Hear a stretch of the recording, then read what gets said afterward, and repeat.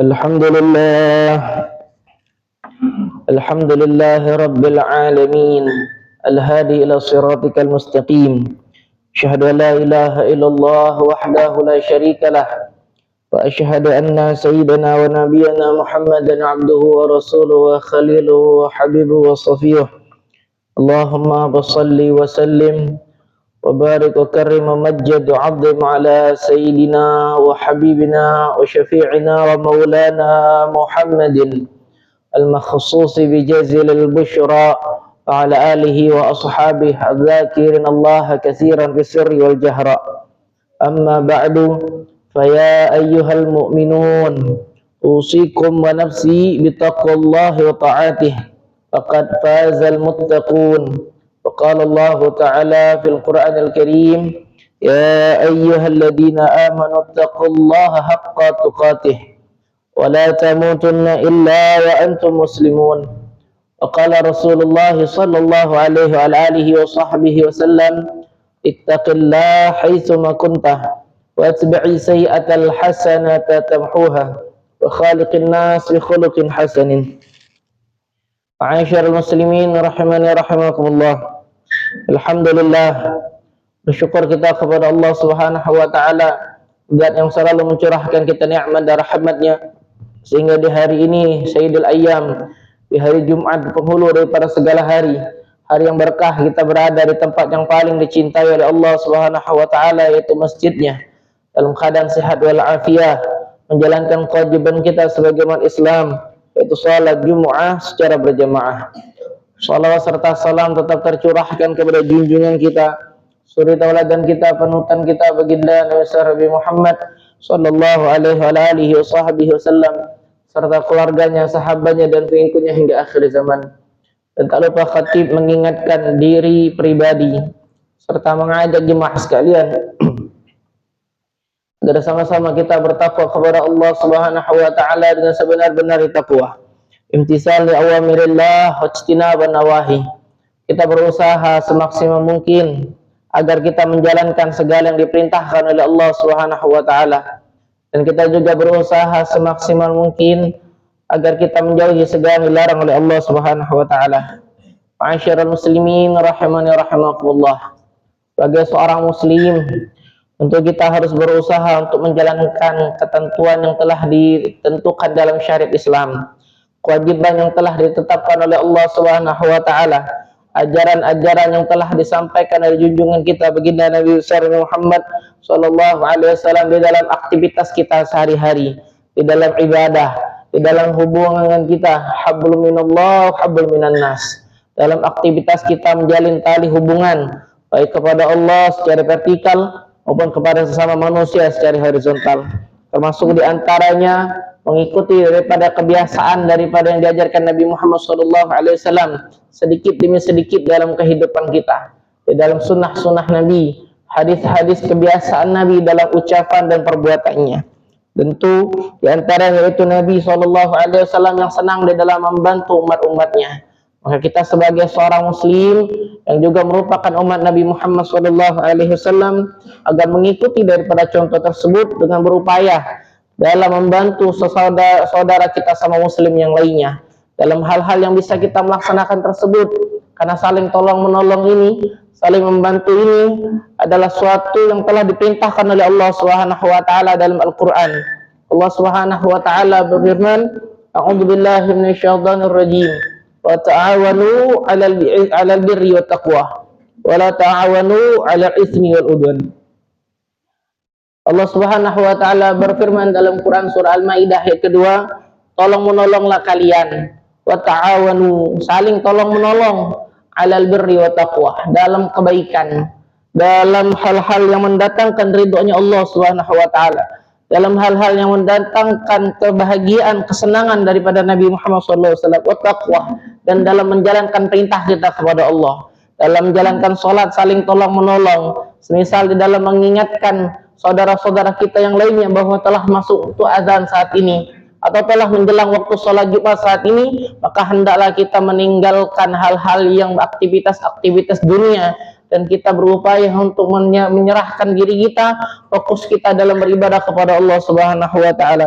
wala ta'awanu, dan jangan kita saling tolong menolong 'alal ismi wal 'udwan, di dalam keburukan, di dalam kemaksiatan, di dalam hal-hal yang bisa mendatangkan murkanya Allah Subhanahu wa taala, di dalam hal-hal yang bisa mendatangkan ketidaksenangan daripada Nabi Muhammad SAW.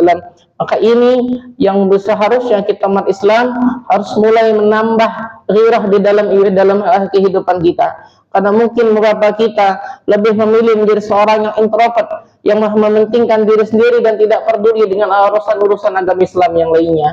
Semisal ada hal yang perlu kita tolong di antara saudara kita, tetangga kita, atau orang yang berada di sekitar kita, maka harus kita menanamkan dalam diri kita untuk berupaya membantu hal tersebut.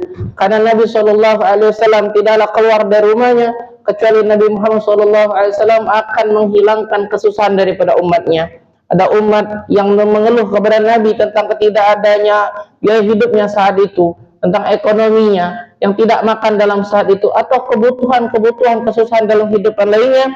Rasulullah SAW selalu memberikan pertolongan, selalu memberikan bantuan terhadap umat-umat yang lainnya.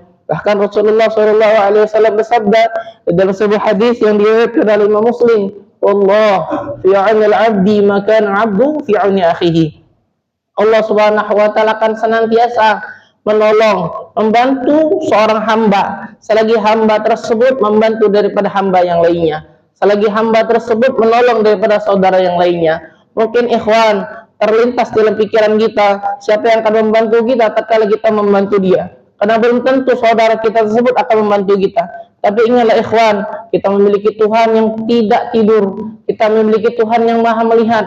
Tatkala kita menolong saudara kita yang lainnya, tatkala kita menolong seorang muslim yang lainnya, maka saat itu juga Allah telah siapkan pertolongan untuk kita. Mungkin tidak di dunia atau didatangkan pertolongan dari orang yang lain, tapi pasti ditolong oleh Allah Subhanahu wa taala nanti di hari kiamat kelak. Dan ini yang kita inginkan dan ingin kita harapkan nanti di padang mahsyar, ketika kita dalam keadaan gelisah, di padang mahsyar ketika kita dalam keadaan khawatir menunggu penantian, tapi Allah Subhanahu wa taala memberikan pertolongan melalui junjungan kita Nabi Muhammad SAW. Maka kita berharap dengan saling tolong ini Allah datangkan juga pertolongan kepada kita. Terlebih ikhwan ma'asyiral hadirin rahimakumullah, terlebih kalau kita saling tolong menolong dalam urusan agama kita, memberikan apa yang kita miliki untuk menolong agamanya Allah Subhanahu wa taala. Di dalam Al-Qur'an Allah telah menjelaskan, ya ayyuhalladzina amanu in tansurullah yansurkum wa yutsabbit aqdamakum. Wahai orang-orang yang beriman, jikalau kalian menolong agamanya Allah, maka Allah Subhanahu wa taala akan menolong kalian juga, dan Allah akan memantapkan kedudukan kalian. Makanya ikhwan yang terjadi sebagai orang muslim yang berusaha dalam kehidupan dia menolong dengan hartanya, menolong dengan pikirannya, menolong dengan ilmunya. Kita ikhwan kalau tidak memiliki ilmu, paling tidak di dalam diri kita bisa membantu memposting, men-share daripada ilmu-ilmu yang kita dapatkan. Kita ikhwan yang memiliki harta bisa membantu dan harta kita. Kita ikhwan yang memiliki pikiran, memiliki ide-ide bisa membantu di dalam pikiran ide-ide kita, sehingga bisa membantu kaum muslimin yang lainnya. Maka masyarul hadirin rahimakumullah, jadilah kita penolong di dalam agama ini. Kalau tidak dengan hal yang besar, paling tidak kita berusaha menolong dalam hal yang kecil. Karena Rasulullah SAW telah menjelaskan, Rasulullah telah memberikan kabar gembira tentang orang-orang yang senantiasa ingin memberikan manfaat di dalam dirinya. Kata Rasulullah SAW, kala Nabi SAW, ahabbun nas ilallah anfa'uhum linnas. Paling dicintainya seorang manusia, paling dicintainya seorang hamba di sisi Allah Subhanahu wa taala adalah seorang hamba yang berusaha di dalam kehidupannya untuk memberikan manfaat terhadap manusia yang lainnya. Seorang hamba yang berusaha dalam dirinya agar bisa membantu daripada kaum muslimin yang lainnya. Hadis ini diriwayatkan oleh Imam Tabrani. Ma'asyiral muslimin rahimani rahimakumullah. Bahkan di dalam sebuah hadis yang lain, Rasulullah telah memberikan begitu banyak keutamaan, keistimewaan di dalam membantu saudara kita yang lainnya. Tatkala Sayyidina Abdullah bin Abbas sedang beriktikaf di dalam sebuah masjid, ada seorang yang meminta kepada beliau untuk suatu pertolongan. Maka apa kata Sayyidina Abdullah bin Abbas? Menolong seorang hamba yang sedang membutuhkan bantuan lebih baik daripada beriktikaf dari masjid tersebut. Kenapa ikhwan? Kenapa Sayyidina Abdullah bin Abbas bisa mengatakan demikian? Karena i'tikaf adalah untuk dirinya sendiri, sedangkan kita memiliki saudara yang Nabi mengatakan la yu'minu ahadukum hatta yuhibbu li akhihi ma yuhibbu li nafsihi. Tidaklah sempurna iman seseorang sampai ia mencintai saudara lainnya sebagaimana ia mencintai dirinya. Mudah-mudahan ikhwan, kita sebagai seorang umatnya Nabi Muhammad SAW menanamkan dalam diri kita kepedulian terhadap diri kita. Semisal dalam sebuah perjalanan kita ada seorang yang membutuhkan pertolongan, dalam kendaraannya ada kerusakan atau motor yang mogok di dalam di hadapan kita, berusahalah kita untuk membantu. Atau tetangga kita yang dalam memiliki hajat dalam kehidupannya sedang melakukan acara ini dan acara itu, berupaya kita dalam kehidupan kita untuk membantu daripada saudara-saudara kita tersebut. Karena kita umatnya Nabi Muhammad, maka berusaha untuk mencontoh Nabi Muhammad. Karena Nabi Muhammad adalah teladan yang terbaik dalam kehidupan kita. Laqad kana lakum fi Rasulillah uswatun hasanah. Sungguh telah ada di dalam diri baginda kita, di dalam diri junjungan kita Nabi Muhammad SAW, uswatun hasanah, adalah suri tauladan yang harus kita contohi di dalam kehidupan kita. Dan ketika kita mencontoh Nabi Muhammad SAW, ikhwan, merupakan suatu bukti, merupakan suatu alamah di dalam kehidupan kita bahwa kita mencintai beliau. Karena contoh daripada mencintai adalah berupaya untuk mengikuti daripada tindak dan tanduk perilaku beliau. Memang ikhwan, kita mungkin tidak bisa mengikuti seluruh daripada aktivitas Nabi Muhammad, karena kita seorang hamba yang memiliki keterbatasan di dalam kehidupan kita.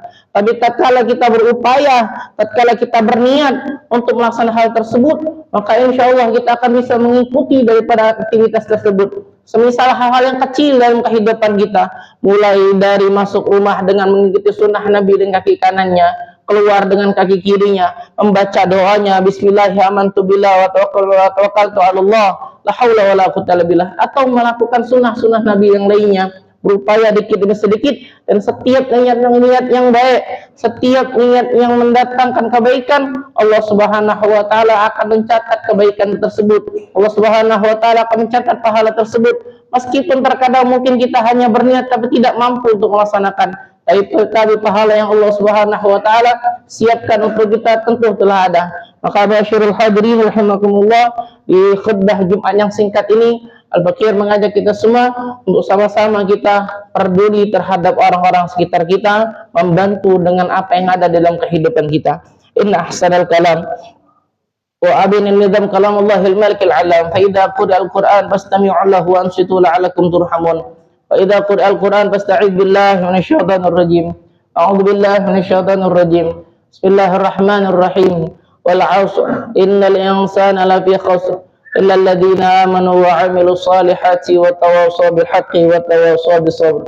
Barakallahu li wa lakum fil Qur'anil 'azim. Wa nafa'ani wa iyyakum bima fihi minal ayati wa dzikril hakim. Wa qul rabbi ighfir warham wa anta khairur rahimin.